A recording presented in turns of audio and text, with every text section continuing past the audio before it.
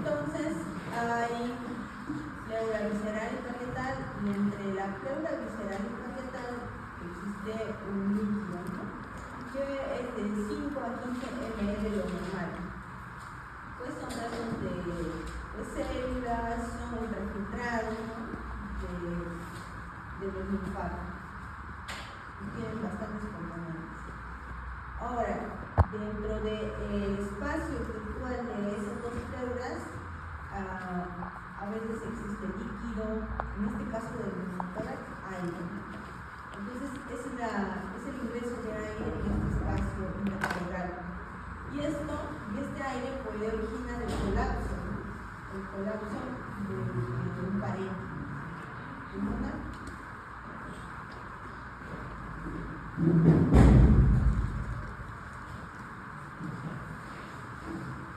Entonces, el neumotórax puede ser espontáneo o puede ser adquirido. Espontáneo a la vez puede ser primario o secundario. Primario por alguna enfermedad en sí, genética a lo mejor, y secundario alguna, vamos a ver, por ejemplo, el espontáneo primario usualmente son jóvenes, por eso les digo que alguna enfermedad genética podría tener, y más frecuente en varones, jóvenes de 20 a 40 años. Puede ser por alguna enfermedad, por ejemplo, más frecuente en neumonías necrotizantes, también en cáncer pulmonar, etc. Entonces, y el neumotórax adquirido puede ser traumático, y este trauma puede ser abierto o cerrado. Y también el neumotórax iatrogénico, le dicen así aquí, o adquirido propiamente dicho, posterior a procedimientos diagnósticos o terapéuticos.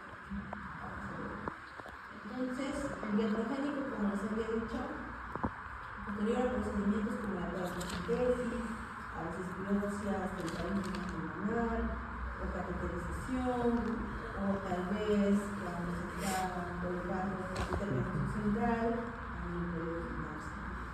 Y traumáticos, como les había dicho, de trauma abierto cerrado, puede ser por una herida penetrante, una fractura costal, una rotura bronquial que está cerrada, o una lesión esofágica. Aquí en el agente se encuentran más causas. Traumático no iatrogénico, pues un trauma de tórax abierto cerrado, heridas punzantes, heridas costales, y iatrogénico por colocación de catéteres venosos centrales, también de anestesia, como habíamos dicho, por biopsia tradicional o general. Espontáneos en los jóvenes de 20 a 40 años, estructura de duras pleurales congénitas, ya son más importantes. Y secundarias de las vías aéreas pueden ser por infecciosas, neumonía por monocitis carina, que puede ocasionar eso, también la tuberculosis, enfermedades intersticiales, fibrosis pulmonar, sarcoidosis, enfermedades de tejidos conectivos como la enfermedad de también la endometriosis torácica. Para hacer el diagnóstico del neumotórax, entonces tenemos que basarnos en los síntomas, en la exploración física y en los exámenes fundamentales. Entonces, todo esto nos va a dar el diagnóstico en conjunto. Entonces, veamos qué síntomas o qué manifestaciones clínicas en el paciente con neumotórax. El primer síntoma es dificultad respirar, o sea, disnea. Entonces, y la disnea es súbita. La característica de la disnea es súbita. De intensidad variable, puede ser variable en cuanto al tamaño del neumotórax. Si es pequeño, entonces es menos intenso la disnea. Si es un neumotórax a tensión, que quiere decir que es colapso totalmente del pulmón, pues la disnea será mucho mayor. También hay alteración en los movimientos respiratorios. Pueden ser rápidos y superficiales, o sea, una apnea e hipopnea. Puede haber dolor torácico agudo, hipopunzantes en este caso, que aumenta con una inspiración y con la tos. Y generalmente pues es en la región donde está afectado. Y si fuera un neumotórax espontáneo, usualmente es en la región axilar, no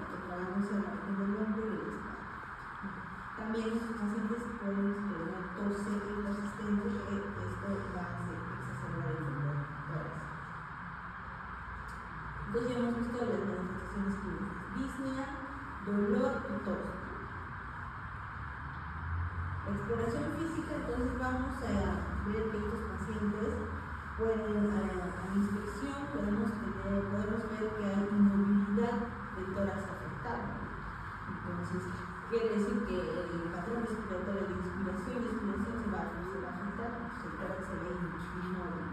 Puede haber en algunos casos cianosis y un taquipnea.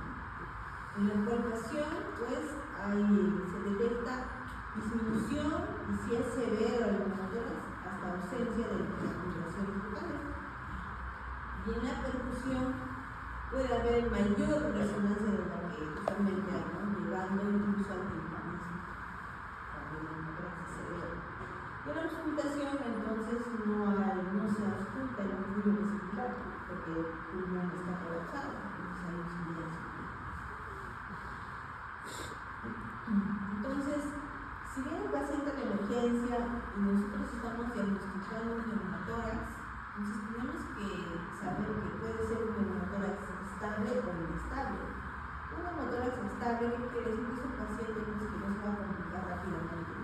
Este paciente tiene la frecuencia respiratoria menos de 24, se puede pronunciar frases de forma normal, sin estar entrecortadas, si la presión arterial está normal, se está saturando más del 90% y pues hay ausencia de disnea severa, entonces es un paciente que está estable, ¿no? Y que pues si está en un centro de salud lejano, pues puede ser referido con toda seguridad. Pero hay pacientes pues, que están inestables, con la saturación menos de 90, frecuencia respiratoria de más de 24, entonces esos pacientes requieren una intervención de urgencia. ¿Qué exámenes complementarios tenemos? Más o menos.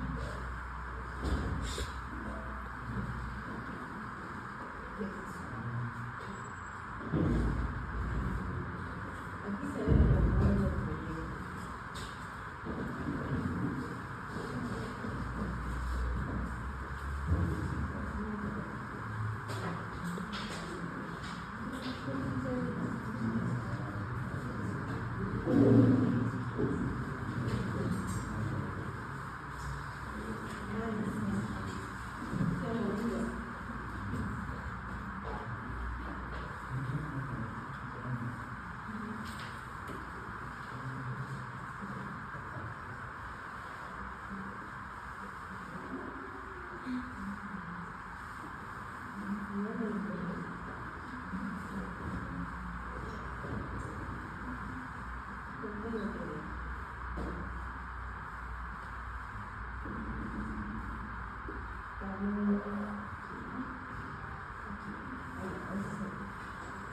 Entonces les estaba diciendo, ¿se ve el pulsar? Sí.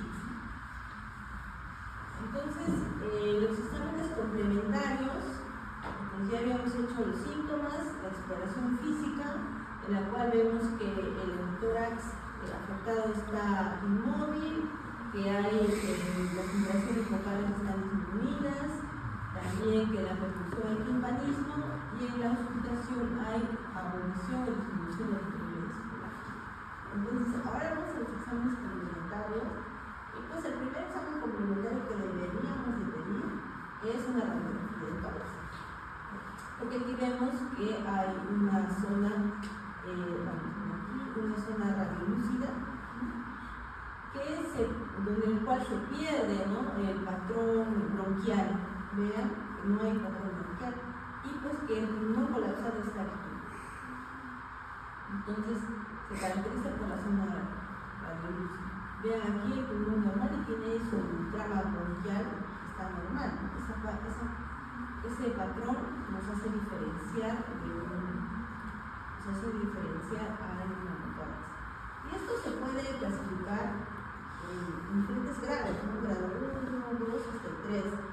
¿Qué referencia vamos a tomar? Pues vamos a tomar el borde pulmonar cristal y también con la línea media clavicular. La línea media clavicular.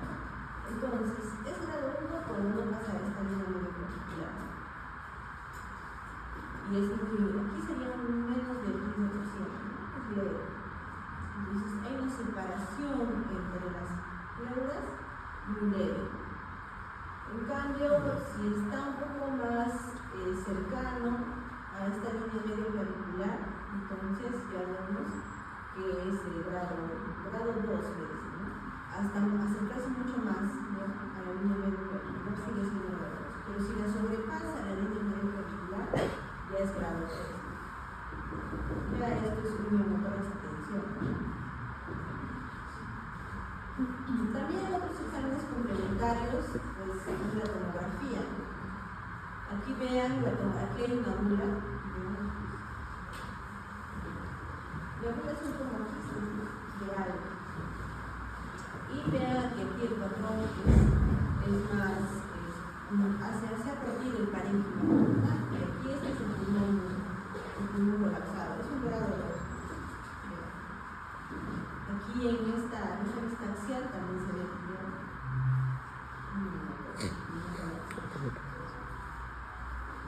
¿cuáles podrían ser las complicaciones? Si llega a un grado 3, como ven, se denomina un neumotórax a tensión. También puede complicarse con aire en el intestino, es una neumonía en el intestino. También puede coexistir líquido, ya se denomina hidroneumotórax. Pueden haber en algunos pacientes fístulas alveolo-pleurales, sangre en un neumotórax o líquido purulento en infecciones usualmente y un neumotórax. Los diagnósticos diferenciales son muy importantes. Ustedes que están haciendo historias clínicas deben de poner diagnósticos diferenciales. Diagnósticos diferenciales, infarto agudo de miocardio, sobre todo por la disnea y el dolor torácico, ¿no? Pero las características, como ven, son algo diferentes.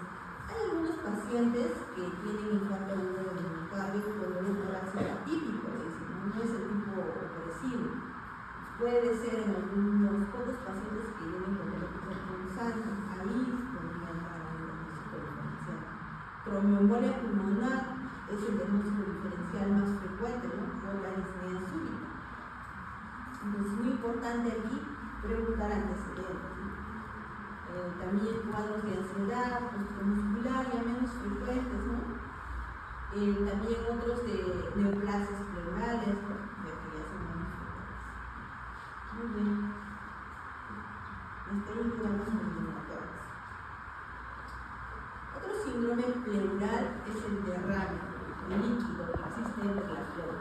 O sea, habíamos dicho que el líquido normal es de 5 a 15 ml.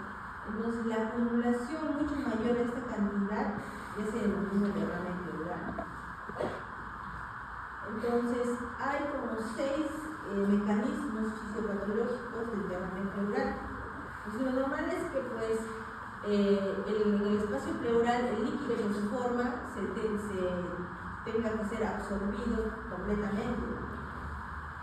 Pero si hay, por ejemplo, aumento de la presión hidrostática, ya sea en los capilares sistémicos, entonces, o en los capilares pulmonares, va a haber mayor formación de este líquido y por tanto mayor acúmulo.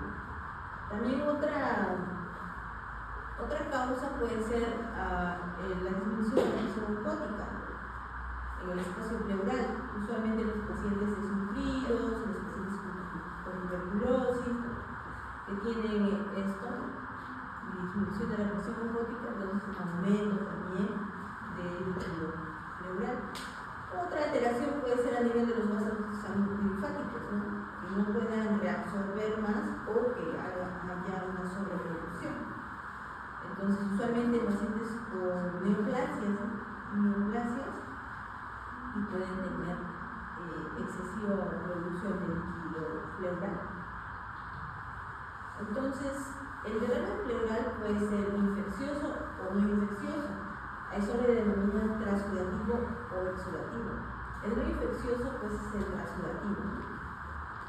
Es el líquido que se filtra al espacio pleural a consecuencia de algún tipo